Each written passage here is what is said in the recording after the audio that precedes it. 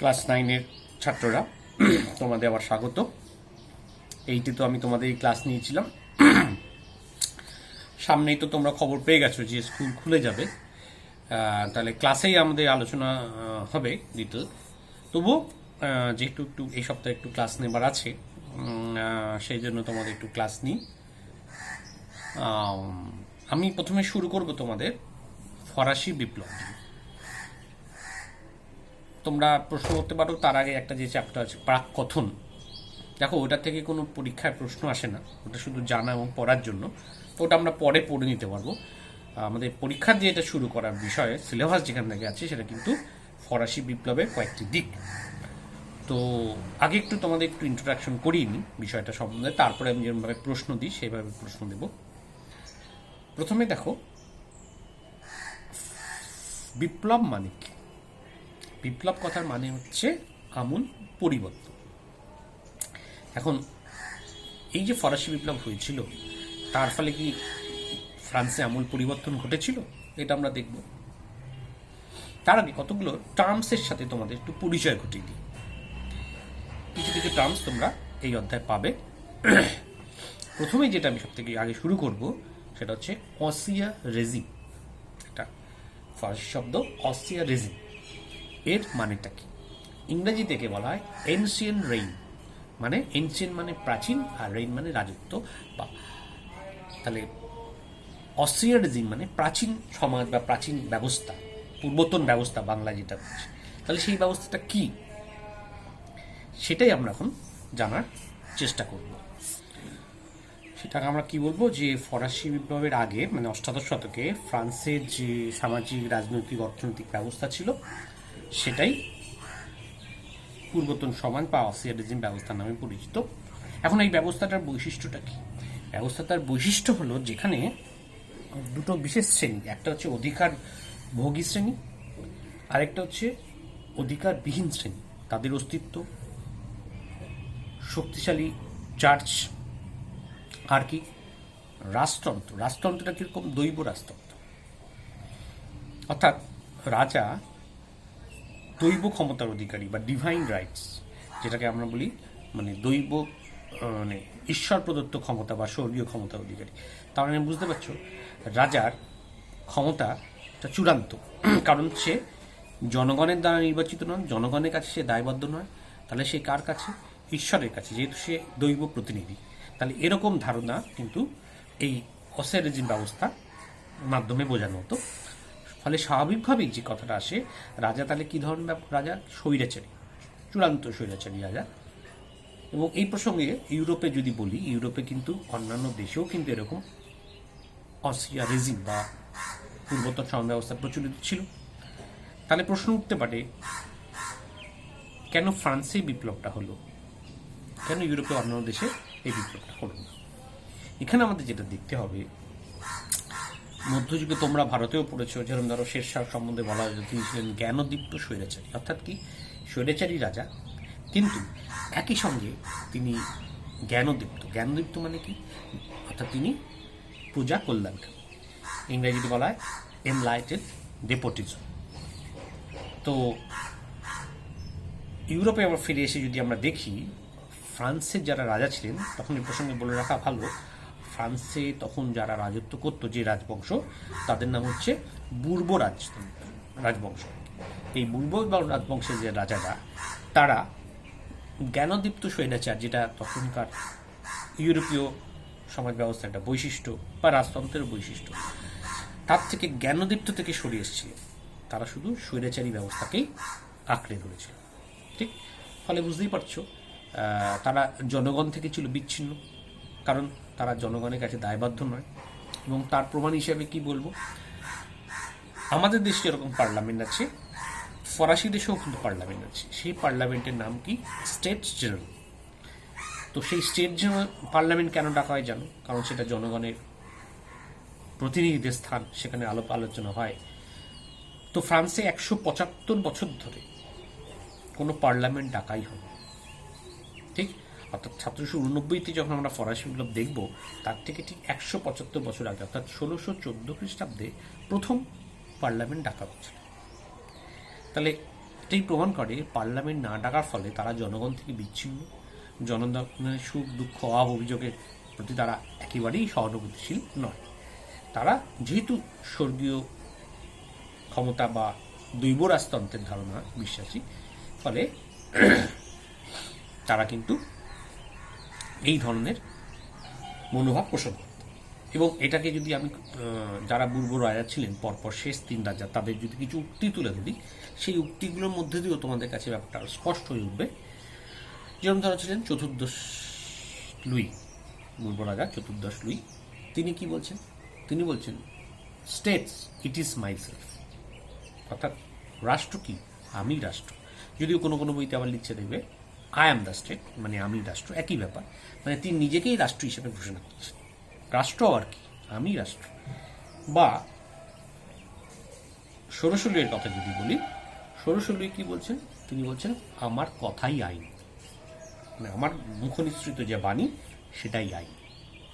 তার মানে বুঝতে পারছো?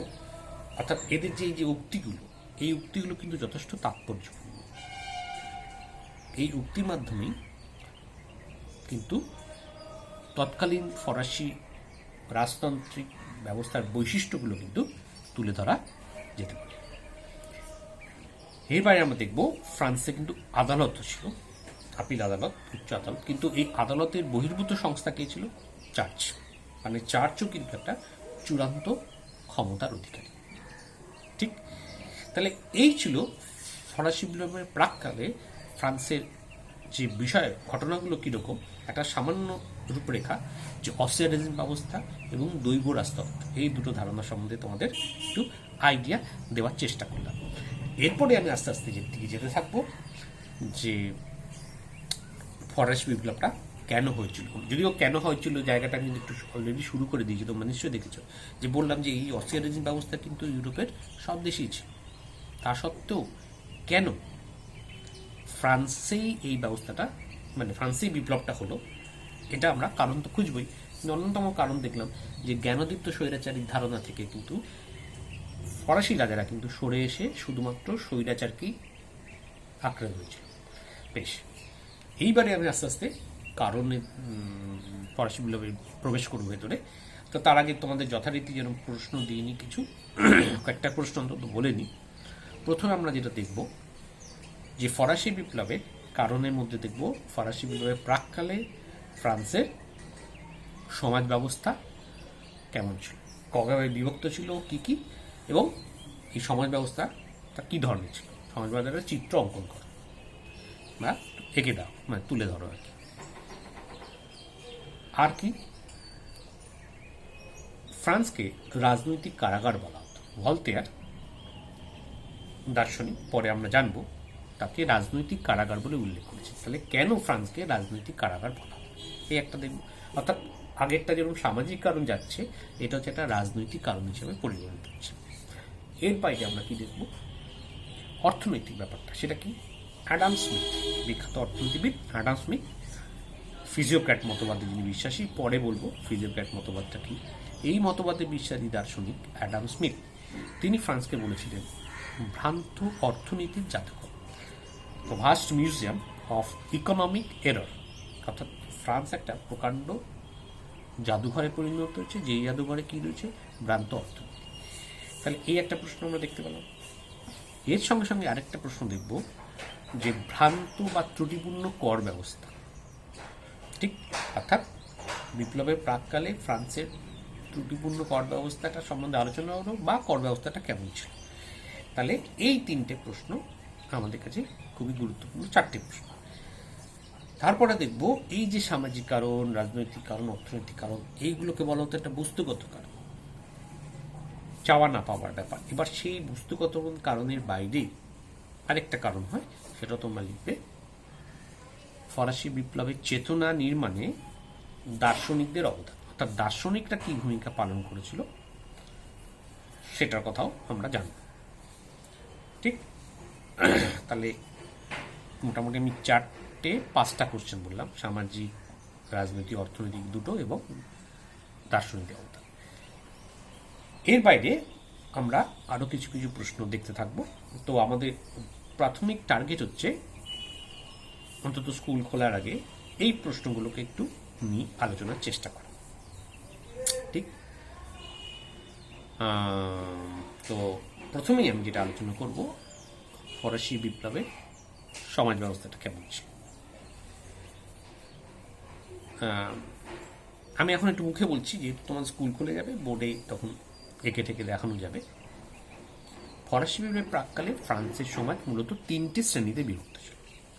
প্রথম শ্রেণী, যাকে বলা হতো ফার্স্ট এস্টেট, দ্বিতীয় শ্রেণী বা সেকেন্ড এস্টেট, এবং তৃতীয় শ্রেণী বা থার্ড এস্টেট। এই 3টে ভাগে ভাগ ছিল।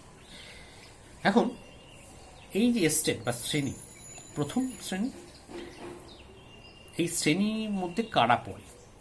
প্রথম শ্রেণীর মধ্যে পড়ে হচ্ছে যাজক শ্রেণী। যাজকদের দুটো ভাগ, উচ্চ যাজক এবং নিম্ন যাজক। এবার দেখো, এই যাজকদের সংখ্যা, আমি সংখ্যা নিয়ে নির্দিষ্ট করে কিছু বলবো না, কারণ দেখবে এক এক বই এক রকম। এদের সংখ্যা ফ্রান্সের মোট জনসংখ্যা অত্যন্ত সামান্য, অথচ এদের হাতে সম্পদ কিন্তু বিপুল। ঠিক, আর কি, সম্পদ বিপুল হওয়া সত্ত্বেও, অনেক জমি জমার মালিক এরা হওয়া সত্ত্বেও কিন্তু তাদের কোনো কর দিতে হতো না, সরকারকে তারা কোনো কর দিত না। তার মানে এই জায়গার মধ্যে কিন্তু নিহিত রয়েছে যাবতীয় গোলযোগ গোলমেল, যারা কিনা সমাজের একটা সামান্য অংশকে প্রতিনিধিত্ব করে, রিপ্রেজেন্ট করে, যারা এত বিরূঢ় সম্পদের মালিক, তারা কিন্তু কোনো রকম সরকারকে কর দেয় না। এই যাজকদের মধ্যে আমি দুটো ভাগ আছে জানি আমরা, উচ্চ যাজক এবং নিম্ন যাজক। এই উচ্চ যাজকরা কি করতো? উচ্চ যাজকরা সবসময় বিলাস ব্যসনে নিমজ্জিত থাকতো, দুর্নীতির সাথে যুক্ত ছিল, অন্যায় অবিচার এবং তাদের সাথে ধর্মকর্মে প্রায় যুক্ত ছিল, প্রায়।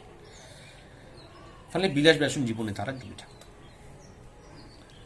আর পক্ষান্তরে আমি নিম্ন যাজকদের কথা ভাবি, তারা কিন্তু অনেকটা সৎ জীবনযাপন করতো, এবং পরে যখন দেখব যে ফরাসি বিপ্লব হবে, তখন কিন্তু এই শ্রেণীর লোকেরা কিন্তু বিপ্লবে অংশগ্রহণ করেছে। তাহলে প্রথম শ্রেণীর সম্বন্ধে তোমাদের একটা ছবি স্পষ্ট হলো, যে যাজক সম্প্রদায়, উচ্চ যাজক এবং নিম্ন যাজক।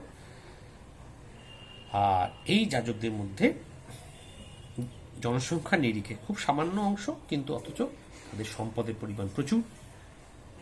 সংখ্যা কত? 1%, খুব বেশি হলে, অথচ সম্পদ প্রচুর, অথচ সরকারকে কোনো কর দেয় না। কি অদ্ভুত বৈপরীত্য! আর তার মধ্যেও আবার বৈষম্য দেখতে পাচ্ছি উচ্চ যাজক এবং নিম্ন যাজক, যাদের কথাই মাত্র বললাম। এর বাইরে চলে আসবো কাদের কথা? দ্বিতীয় শ্রেণী, অর্থাৎ অভিজাত শ্রেণী। অভিজাত মানে, অভিজাততে আবার ভাগ আছে, সেই ভাগগুলোকে তোমরা একটু খেয়াল করবে। মূলত দু ধরনের কথা বলবো, একটা হচ্ছে নোবিলিটি বাই দ্য সোর্ড, আর একটা হচ্ছে নোবিলিটি বাই দ্য রোপ। এখন নোবিলিটি বাই দ্য সোর্ড বলতে কাকে বলা হয়? অসিধারী অভিজাত, যারা অসি ধারণ করে। তাদের আরেকটা নামও আছে দরবারি অভিজাত, কোনো কোনো বইতে লেখে। আরেকটা কি? পোশাকি অভিজাত। তাহলে এই দুইয়ের মধ্যে পার্থক্যটাকে একটু বলি। আবার বলছি, নোবিলিটি অফ দ্য সোর্ড মানে অসিধারী অভিজাত, কখন তাদেরকে দরবারি অভিজাত বলা হচ্ছে। আরেকটা হচ্ছে নোবিলিটি বাই দ্য রোব বা পোশাকি অভিজাত। এর বাইরেও আরেকটা আছে গ্রাম্য অভিজাত। তো অসিধারী অভিজাত কারা? যারা কিনা উচ্চ বংশজাত, অর্থাৎ এক কথায় রাজ পরিবারভুক্ত যারা ব্যক্তি, তাদেরকেই বলা হতো অসিধারী অভিজাত। মানে জন্ম কৌলিন্যেই তারা উচ্চ বংশজাত, রাজ পরিবারভুক্ত। ফলে এদের কোনো যোগ্যতা না থাকা সত্ত্বেও কিন্তু প্রশাসনের উচ্চ পদগুলো কিন্তু এদের দখলে থাকত, কারণ এরা রাজ পরিবারের অংশ, রাজারই ফ্যামিলি বা রাজার পরিবারের অংশ। এদেরও জনসংখ্যা অত্যন্ত কম, এরাও কিন্তু সরকারকে কোনো কর দিত না। আর কি? এরপরে আসব পোশাকি অভিজাত বা নোবিলিটি বাই দ্য রোব। এরা কি? এরা এই পদটাকে ক্রয় করতো, মানে তারা অর্থের বিনিময়ে, তারা হয়তো তৃতীয় শ্রেণীর নাগরিক, থার্ড স্টেট, কিন্তু প্রচুর অর্থ থাকার জন্য অর্থের বিনিময়ে তারা এই পদটাকে ক্রয় করে নিতে পারত, এবং তারা উত্তীর্ণ হতো কিসে? এই পোশাকি অভিজাত, ঠিক। এবং এদেরও সংখ্যা প্রচুর, মানে জনসংখ্যার নিরিখে এদের সবই, জনসংখ্যার নিরিখে এদের সংখ্যা খুব কম, অথচ কিন্তু এদেরকে কোনো সম্পদের পরিমাণ প্রচুর, বুঝতেই পারছো, কারণ তারা একটা অভিজাত পদ ক্রয় করতে পারে, অথচ সরকারকে এটা কোনো কর দিত না। তার মানে দেখতে পাচ্ছ প্রথম দুই শ্রেণী, যদি আমার একটা বলা মিস হয়ে গেছে, প্রথম দুই শ্রেণী কেউই কর দিত না, যাজক এবং অভিজাতরা। যদিও যাজকদের একটা করের অপশন ছিল, সেটা কি 1569 সম্ভবত কন্ট্রাক্ট অফ পৈসি বা পৈসিক চুক্তি করা হয়েছিল। সেই চুক্তির মাধ্যমে যাজকদের একটা স্বেচ্ছা করের কথা বলা হয়েছিল। স্বেচ্ছা কর মাথায় রাখো, মানে অপশনাল, তুমি দিতেও পারো নাও দিতে পারো। আর দেশিং নামক একটা করের কথা বলা হচ্ছে, কিন্তু এটা বাদ দিয়ে কোনো বাধ্যতামূলক কোনো কর কিন্তু ছিল না প্রথম দুই শ্রেণী হাতে। তাহলে প্রথম দুই শ্রেণীর যে কথা জানলে, যারা কিনা ফ্রান্সের মোট জনসংখ্যার 2-3%, অথচ কিন্তু এরা বিপুল সম্পদের মালিক, অথচ আবার এরা কিন্তু সরকারকে কোনো কর দেয় না। তাহলে এই যে সামান্য দুটো শ্রেণীর কথা বললে, এই দুটো শ্রেণীর মধ্যে দিয়েই ফরাসি সমাজের যে চিত্রটা কিন্তু আমাদের সাথে কাছে স্পষ্ট হয়ে ওঠে। এখানে আমরা দেখব যে প্রথম দুই শ্রেণীর যে কাদের কথা বললাম, তারা কে বলা হতো হচ্ছে সুবিধাভোগী শ্রেণী, প্রিভিলেজ ক্লাস।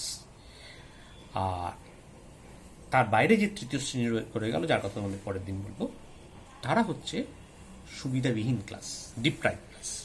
এবং ফ্রান্সে এটা যদি ল্যাটিন থেকে এসছে, দুটো শব্দ প্লেবিয়ান এবং পেট্রিসিয়ান, এই দুই শ্রেণীকে বলা হতো, একটা সুবিধাভোগী শ্রেণী, একটা সুবিধাহীন শ্রেণী।